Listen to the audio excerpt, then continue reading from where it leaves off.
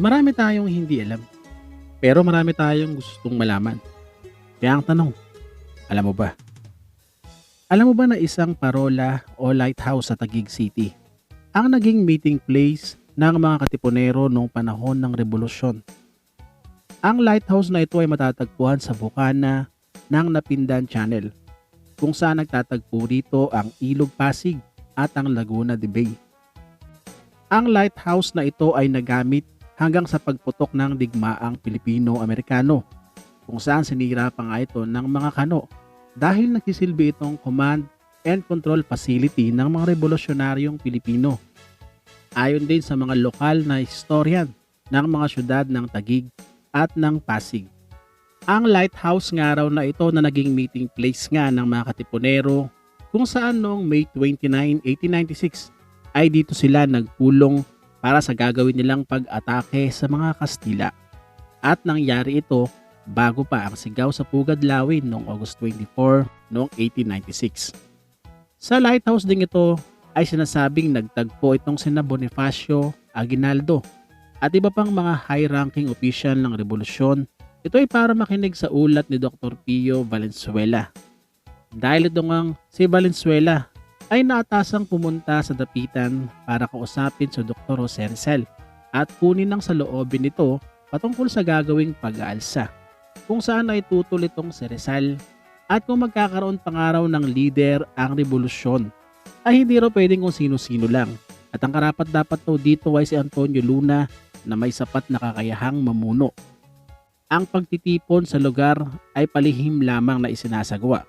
Patulong ang mga kababaihan at mga kabataan bilang bantay sa mga kalaban. Nagpapanggap din silang may pagdiriwang o nagpipiknik lamang, nang sa ganon ay hindi sila mapansin. Naging malaking bagay para sa revolusyon ang nasabing parola para sa pakikibaka laban sa mga Kastila at mga Amerikano.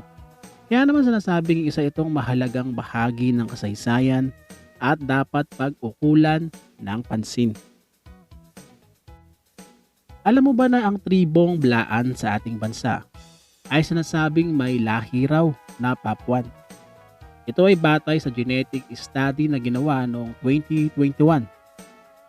Sinasabing ang mga Blaan ay namuhay sa Pilipinas 7,000 taon na ang nakakaraan, kung saan na malagi sila sa gawing timog ng ating kapuluan. Ang salitang Blaan ay mula sa dalawang salita na bla, ang ibig sabihin ay opponent, at an, ang ibig sabihin naman ay people. At bukod sa Blaan ay tinatawag din silang Biraan, Belanes at Blanes. Ang mga Blaan ay kapitbahay lang ng tribong Tiboli. Sila ay naninirahan sa Davao del Sur at South Cotabato, sa Lake Cebu at sa mga munisipalidad ng South Cotabato, Sarangani, General Santos at sa ilang part ng Southeastern Davao at sa Lake Buluan sa North Cotabato. Ang mga Blaan ay nakilala rin sa galing nila sa brasswork, beadwork at sa tabi weave. Kaya naman makikita mo sa kanilang mga kasuotan ng ganitong kakayahan at kaalaman. At bukod dito ay nakilala rin ang kanilang tribo na mahaba ang mga buhay ng mga naninirahan, dahil ang ilan sa kanila ay umaabot pa sa mahigit 100 taon. Ito ay dahil sa pagkain daw nila ng mga masustansyang pagkain, lalo na ng gulay. Alam mo ba na ang Tila Pilon ay ang sinasabing Chocolate Hills version ng Bulacan? Ang pasyalang ito ay matatagpuan sa Barangay Kalawakan, Doña Remedios Trinidad sa Bulacan. Tinawag itong Chocolate Hills ng Bulacan dahil nahawig ito sa Chocolate Hills ng Bohol. At tila may pagkabatanes din ang senaryo nito at Hills. Ang lugar ay kadalasan o kalimitang pinupuntahan ng mga trekker at ng mga bikers. At ang iba naman ay nagliliwalaw dito para magpahangin. Meron din ditong mga makakainan sakaling magugutom ka. At may mga paliguan din sakaling mainitan ka naman. Dahil meron din ditong malapit na talon. Bukod naman sa magandang tanawin, ay nababalot din ng misteryo ang nasabing lugar. Dahil sa madalas daw may nakikita ritong mga liwanag o orbs tuwing gabi. At may mga nagsasabi rin na meron daw nabaon ditong mga kayamanan ang mga Hapon sa panahon ng sakupin nila ang Pilipinas. Ang pakiusap lang ng may-ari ng pasyalan ay alagaan at huwag tapunan ng kalat ang lugar dahil marami ring mga pananim dito na pinagkukuhanan ng gamot ng mga lokal. Kaya naman ang ilang bahagi ng Pilon Hills ay tinawag din na putika ng gubat. Alam mo ba na ang Malitangtang Bridge sa Cantilan, Surigao del Sur ay merong nakapaloob na urban legend kung saan ay sinasabing tinatahanan daw ito ng mga iba't ibang uri ng mga nilalang.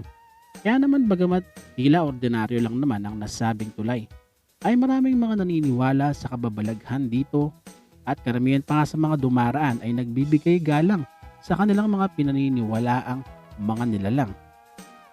Ayon pa nga sa mga matatanda sa lugar, ang tulay daw ng Malitangtang ay pinagmumulan ay may mga nakapaloob na mga kung ano-ano, kakaiba at mga kakatuwang kwento na kumalat at nagpasalit-saling lahi na.